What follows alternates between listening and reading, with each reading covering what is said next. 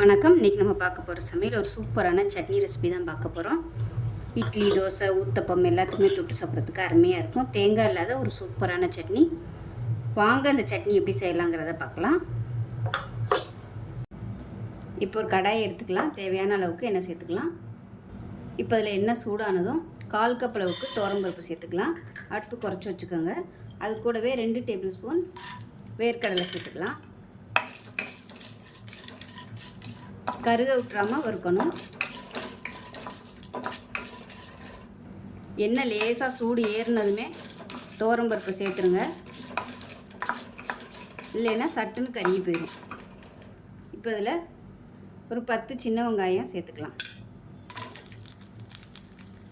அது கூடவே 2 பல் பூண்டு, சின்ன துண்டு இஞ்சி, காரத்துக்கு ஏற்ற மாதிரி ஒரு 5-6 பச்சை மிளகாயை 2ஆக உடச்சிட்டு சேர்த்துக்கலாம்.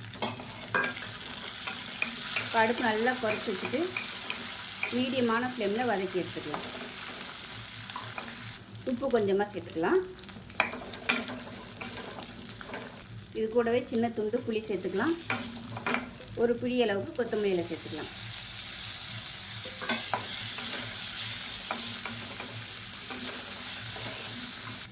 இப்போ இது நல்லா வதங்கிருச்சு. ஆறுனதுக்கப்புறமா மிக்ஸி ஜாரில் போட்டு அரைச்சிக்கலாம். ஃபஸ்ட்டு தண்ணி ஊற்றாமல் அரைச்சிட்டு அதுக்கப்புறமா தண்ணி ஊற்றி அரைச்சிக்கலாம். இப்போ பாருங்கள், சட்னி நல்லா அரைச்சாச்சு. இப்போ மிக்ஸி அலசிட்டு தண்ணி சேர்த்துக்கலாம். இப்போ அதை நல்லா கலந்து விட்டுடலாம். எந்த அளவுக்கு தண்ணி வேணுமோ அந்த அளவுக்கு தண்ணி ஊற்றிக்கோங்க. இப்போ எப்பயும் போல் கடுகு, உளுந்து, பெருங்காயம், 2 வரமிளகாய், கருவேப்பிலை போட்டு தாளிச்சதை சட்னியில் கொட்டிடலாம்.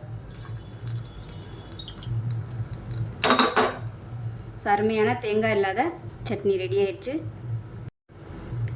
இட்லிக்கு தொட்டு சாப்பிட்றதுக்கு அருமையாக இருக்கும். செஞ்சு பாருங்கள். செஞ்சு பார்த்துட்டு எப்படி இருந்துச்சுங்கிறத சொல்லுங்கள். வீடியோ பிடிச்சிச்சின்னா லைக் பண்ணுங்கள், கமெண்ட் பண்ணுங்கள், சேனலை சப்ஸ்கிரைப் பண்ணுங்கள், பக்கத்தில் பெல் பட்டனையும் ப்ரெஸ் பண்ணுங்கள். நன்றி.